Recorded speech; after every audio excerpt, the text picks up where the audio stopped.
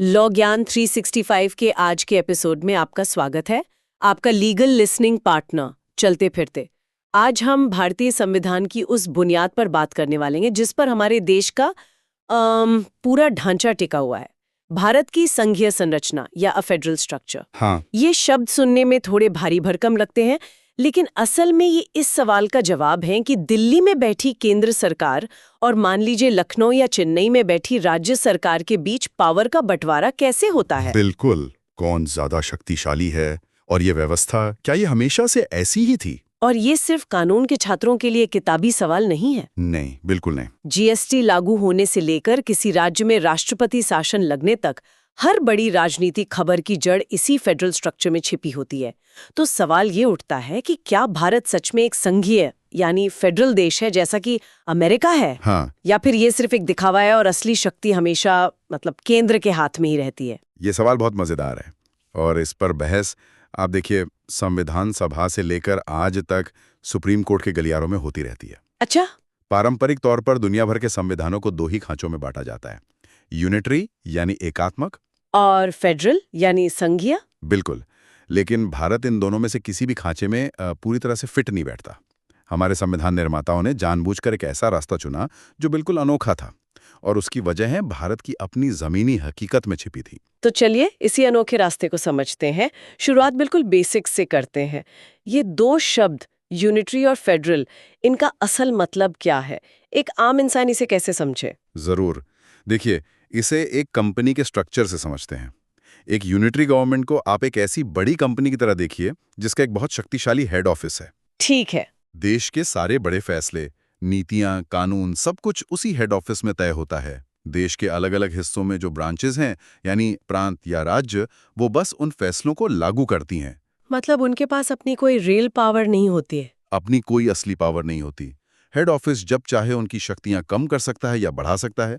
वो पूरी तरह से हेड ऑफिस के अधीन सबऑर्डिनेट होती हैं। मतलब सिंगल पॉइंट ऑफ कंट्रोल, सारी शक्ति एक ही जगह पर केंद्रित है। इसका क्लासिक उदाहरण ब्रिटेन होगा, जहां संसद जो कानून बनाती है वो पूरे देश पर लागू होता है। सही। तो फिर फेडरल सिस्टम इसका ठीक उल्टा हुआ? एकदम उल्टा।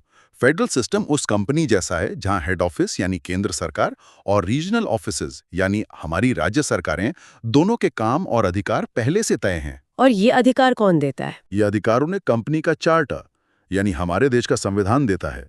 हेड ऑफिस अपने काम करेगा, रीजनल ऑफिसेज अपने। कोई किसी के काम में दखल नहीं देगा। दोनों अपने अपने दायरे, अपने स्फीयर में इंडिपेंडेंट एंड कोऑर्डिनेटेड हैं। ये कोऑर्डिनेट एंड इंडिपेंडेंट शब्द बहुत महत्वपूर्ण है। बहुत ज्यादा। मतलब दोनों का वजूद एक दूसरे पर निर्भर नहीं है, बल्कि संविधान पर निर्भर है। दोनों अपनी शक्तियां सीधे संविधान से लेते हैं। प्रिसाइसली। एक राजनीति विज्ञानी है केसी वेयर। केसी वेयर, हाँ। उन्होंने इसी बात को बहुत खूबसूरती से कहा था। उन्होंने कहा, संघवाद का सार यही है कि शक्तियों का ऐसा बंटवारा हो कि केंद्र और क्षेत्रीय सरकारें दोनों ही अपने अपने दायरे में स्वतंत्र हों। इंडिपेंडेंट। अगर स्वतंत्रता नहीं है, अगर एक सरकार दूसरी के अधीन है, तो वो व्यवस्था फेडरल हो ही नहीं सकती। और इसका सबसे बेहतरीन टेक्स्ट बुक एग्जाम्पल अमेरिका माना जाता है ना? हाँ बिल्कुल। अमेरिका को सार्वभौमिक रूप से संघीय संविधान का सबसे अच्छा उदाहरण मानते हैं। वहां पे ये डुअल पॉलिटी या दोहरी सरकार की व्यवस्था बहुत साफ दिखती है। एक फेडरल गवर्नमेंट वॉशिंगटन डीसी में और 50 राज्यों की अपनी अपनी सरकारें, अपने अपने संविधान, यहाँ तक कि अपने अपने झंडे। और वहाँ की तो कहानी भी अलग है। मतलब वहाँ तो राज्य पहले से थे, वो एक साथ आए और उन्होंने एक समझौता करके फेडरल गवर्नमेंट बनाई। बिल्कुल, उन्होंने अपनी कुछ शक्तियां केंद्र को दी और बाकी अपने पास रखी। इसीलिए वहां राज्यों के अधिकार बहुत मजबूत हैं। केंद्र सरकार राज्यों के मामलों में आसानी से दखल नहीं दे सकती। ठीक है, तो अब हमारे पास दो मॉडल हैं, एक ब्रिटेन वाला यूनिटरी और एक अमेरिका वाला फेडरल। अब कहानी में भारत की एंट्री होती है। हमारे संविधान निर्माता जब ये सब देख रहे थे तो उनके दिमाग में क्या चल रहा था?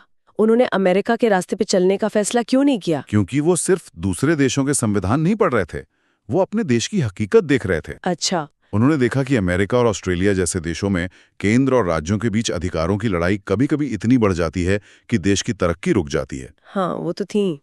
हमारे यहाँ सैकड़ों भाषाएं, धर्म, संस्कृतियां थी। देश का अभी अभी बंटवारा हुआ था। ऐसे में अगर राज्यों का बहुत ज्यादा आजादी दे दी जाती तो देश के टूटने का खतरा हमेशा बना रहता। मतलब एकता और अखंडता यूनिटी एंड इंटेग्रिटी उनकी सबसे बड़ी प्राथमिकता थी। बिल्कुल। उन्हें एक ऐसा सिस्टम बनाना था जिसमें राज्यों को अपनी पहचान बनाए रखने की आज़ादी भी मिले ताकि विविधता का सम्मान हो, लेकिन साथ ही केंद्र इतना मजबूत हो कि वो देश को एक साथ जोड़ कर रख सकें। तो एक मिडल पाथ निकाला गया। हाँ, एक बीच का रास्ता। और इसी ज़रूरत ने एक अनोखे मॉडल को जन्म दिया जिस पर आज तक बहस होती है कि इसे क्या नाम दिया जाए। और यहीं पर वो मशहूर शब्द आता है, क्वाजी फेडरल। मैंने पढ़ा है कि कई विशेषज्ञ भारत को पूरी तरह से फेडरल मानने से इनकार करते हैं। केसी वियर, जिनका आपने जिक्र किया, उन्होंने ये शब्द दिया था, है ना? हाँ, और ये लॉ के छात्रों के लिए समझना बहुत ज़रूरी है। वियर का तर्क था कि भारत का संविधान फॉर्म में तो फेडरल है, लेकिन स्पिरिट में यूनिटरी है। मतलब दिखने में संघीय पर आत्मा एकात्मक। सही। मतलब कागज पर देखें तो शक्तियों का बंटवारा है, एक लिखित संविधान है, स्वतंत्र न्यायपालिका है, ये सब फेडरल फीचर्स हैं। लेकिन इसमें कई ऐसे प्रावधान भी हैं जो केंद्र को असीमित शक्तियां देते हैं। इसीलिए उन्होंने इसे शुद्ध फेडरल न कहकर अर्धसंघीय या क्वाजी फेडरल कहा। क्वाजी फेडरल, ये सुनने में थोड़ा अजीब लगता है, जैसे कोई चीज असली नहीं, नकली है। क्या ये कहना सही होगा कि ये एक तरह का किल स्विच है कि व्यवस्था फेडरल चलती रहेगी, लेकिन जब केंद्र चाहेगा वो एक बटन दबाकर इसे यूनिटरी बना सकता है? आपका ये analogy a hidden kill switch काफी हद तक सही है। अच्छा। हाँ, खासकर इमरजेंसी प्रोविजंस के संदर्भ में। जब देश में आपातकाल लगता है तो हमारा फेडरल ढांचा लगभग पूरी तरह से यूनिटरी में बदल जाता है और सारी शक्तियां केंद्र के हाथ में आ जाती हैं। ओह। लेकिन वियर अकेले नहीं थे। सर आइवर जेनिंग्स जैसे दूसरे विशेषज्ञों ने इसे a federation with a strong centralising tendency कहा। मतलब एक ऐसा संघ जिसमें केंद्र को मजबूत बनाने की प्रवृत्ति है। और हमारे भारतीय विद्वानों का क्या मानना था? डीडी बासु का नाम इस संदर्भ में बहुत सम्मान से लिया जाता है। डीडी बासु ने एक बहुत संतुलित नजरिया पेश किया। उन्होंने कहा कि भारत का संविधान न तो शुद्ध रूप से फेडरल है, न ही शुद्ध रूप से यूनिटरी, बल्कि ये अ कॉम्बिनेशन ऑफ बोथ है। दोनों का एक मिश्रण। हाँ, उन्होंने इसे एक नॉवल टाइप का संघ बताया जो किसी और देश की नकल नहीं बल्कि भारत की अपनी जरूरतों के हिसाब से बनाया गया एक यूनिक मिक्सचर है। तो इतने सारे विश्लेषण है, quasi federal, strong centre federation, a unique combination. लेकिन इन सब के बीच हमारा संविधान खुद अपने बारे में क्या कहता है? क्या संविधान में कहीं फेडरेशन शब्द का इस्तेमाल हुआ है? ये सबसे दिलचस्प और सबसे जरूरी सवाल है और इसका जवाब हमें संविधान के पहले ही अनुच्छेद आर्टिकल 1 में मिलता है। आर्टिकल 1? आर्टिकल 1 कहता है, India that is Bharat shall be a union of states. ध्यान दीजिए, फेडरेशन ऑफ स्टेट्स नहीं बल्कि यूनियन ऑफ स्टेट्स, राज्यों का संघ। और ये कोई गलती नहीं थी, राइट? संविधान सभा की बहसों में इस पर काफी चर्चा हुई थी। यूनियन शब्द का इस्तेमाल जानबूझकर किया गया था। इसके पीछे की सोच क्या थी? इसके पीछे की सोच को समझने के लिए हमें डॉक्टर B.R. अम्बेडकर को सुनना होगा। उन्होंने संविधान सभा में बहुत साफ शब्दों में इसका कारण बताया था। क्या कहा था उन्होंने? उन्होंने दो मुख्य बातें कही। पहली कि भारतीय संघ अमेरिकी संघ की तरह राज्यों के बीच किसी समझौते या एग्रीमेंट का नतीजा नहीं है। ये बहुत बड़ा फर्क है। अमेरिका में राज्य पहले से मौजूद थे, वे साथ आए और एक देश बनाया। भारत में ऐसा नहीं था। बिल्कुल। भारत हमेशा से एक इकाई था जिसे प्रशासन की सुविधा, एडमिनिस्ट्रेटिव कन्वीनियंस के लिए राज्यों में बांटा गया। और इसी से डॉक्टर अम्बेडकर का दूसरा और सबसे महत्वपूर्ण तर्क निकलता है। वो क्या? चूंकि ये संघ किसी समझौते का नतीजा नहीं है, इसलिए किसी भी राज्य को इस संघ से अलग होने का अधिकार नहीं है। The union is indestructible. राज्य अलग होने की बात सोच भी नहीं सकते। तो यूनियन शब्द का इस्तेमाल देश की अविनाशी एकता को दर्शाने के लिए किया गया था। ये सिर्फ एक शब्द नहीं बल्कि एक बहुत बड़ा संदेश था। एकदम सही। डॉक्टर अंबेडकर ने कहा था, the whole country is one integral whole. देश एक अखंड इकाई है। ये दिखाता है कि हमारे निर्माताओं के मन में देश की एकता को लेकर कितनी गहरी चिंता थी, खासकर विभाजन की त्रासदी के बाद। हाँ, वो कोई भी लूप होल नहीं छोड़ना चाहते थे जिससे भविष्य में देश के टूटने का कोई भी खतरा पैदा हो। एग्जैक्टली। ये तो हुई फिलोसॉफिकल बात, लेकिन प्रैक्टिकल तौर पर केंद्र को मजबूत बनाने के लिए संविधान में क्या टूल्स दिए गए हैं? वो कौन से प्रोविजंस हैं जो भारत को क्वाजी फेडरल बनाते हैं? देखिए, कई सारे हैं। सबसे पहले तो शक्तियों का बंटवारा ही देख लीजिए, जो 7th शेड्यूल में 3 सूचियों के जरिए किया गया है। यूनियन लिस्ट, स्टेट लिस्ट और कंकरेंट लिस्ट। हाँ, यूनियन लिस्ट में राष्ट्रीय महत्व के विषय हैं जिन पर सिर्फ केंद्र कानून बना सकता है। स्टेट लिस्ट में क्षेत्रीय महत्व के विषय हैं जिन पर राज्य कानून बना सकते हैं। और कंकरेंट लिस्ट एक तरह का शेयर्ड स्पेस है जहां दोनों कानून बना सकते हैं। बिल्कुल, लेकिन इस शेड स्पेस में एक शर्त है। अगर केंद्र और राज्य दोनों ने एक ही विषय पर कानून बना दिया और दोनों में टकराव हो गया, तो केंद्र का कानून ही मान्य होगा। सही, केंद्र का कानून ही मान्य होगा। ये केंद्र की सुपरमेसी को दिखाता है। इसके अलावा कुछ विशेष परिस्थितियों में केंद्र स्टेट लिस्ट के विषयों पर भी कानून बना सकता है। ये भी एक यूनिटरी फीचर है। और राज्यपाल का पद, गवर्नर्स ऑफिस, वो तो हमेशा से केंद्र और राज्यों के बीच टकराव की बड़ी वजह रहा है। बिल्कुल, राज्यपाल की नियुक्ति केंद्र सरकार करती है और वो राज्य में केंद्र के एजेंट के तौर पर काम करता है।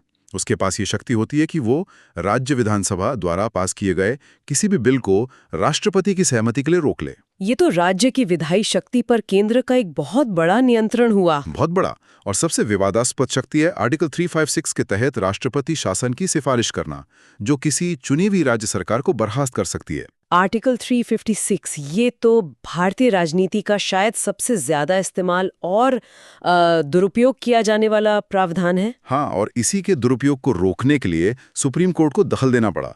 1994 में SR Bommai versus union of India case में सुप्रीम कोर्ट ने एक ऐतिहासिक फैसला दिया। एसआर बोम्बई केस, हाँ। कोर्ट ने कहा कि फेडरलिज्म भारतीय संविधान के बेसिक स्ट्रक्चर यानी मूल ढांचे का हिस्सा है और आर्टिकल 356 का इस्तेमाल मनमाने ढंग से नहीं किया जा सकता। अच्छा। कोर्ट ने यह भी स्थापित किया कि सरकार के बहुमत का फैसला राजभवन में नहीं बल्कि विधानसभा के पटल पर होना चाहिए। इस फैसले ने राज्यों के अधिकारों को एक मजबूत सुरक्षा कवच दिया। तो सुप्रीम कोर्ट एक तरह से इस फेडरल बैलेंस को बनाए रखने का काम करता है। वो केंद्र को उसकी सीमाओं की याद दिलाता रहता है। बिल्कुल, जुडिशरी एक बैलेंसिंग व्हील की तरह काम करती है।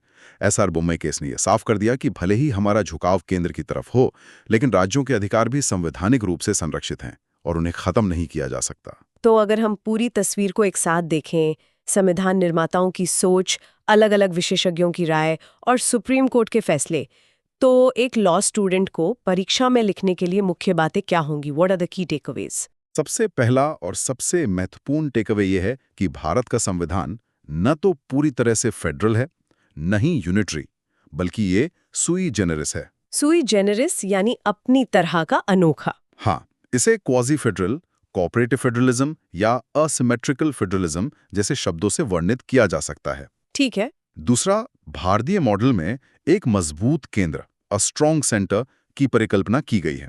इसके पीछे का कारण ऐतिहासिक और राजनीतिक था, देश की एकता और अखंडता को बनाए रखना। और ये मजबूती कहाँ से आती है? ये मजबूती शक्तियों के बंटवारे, मतलब कंकरेंट लिस्ट में केंद्र की प्राथमिकता, राज्यपाल की नियुक्ति, ऑल इंडिया सर्विसेज और आपातकालीन प्रावधानों से आती है। ओके। तीसरा, संविधान आर्टिकल 1 में यूनियन ऑफ स्टेट शब्द का इस्तेमाल करता है, जो दो बातें स्पष्ट करता है।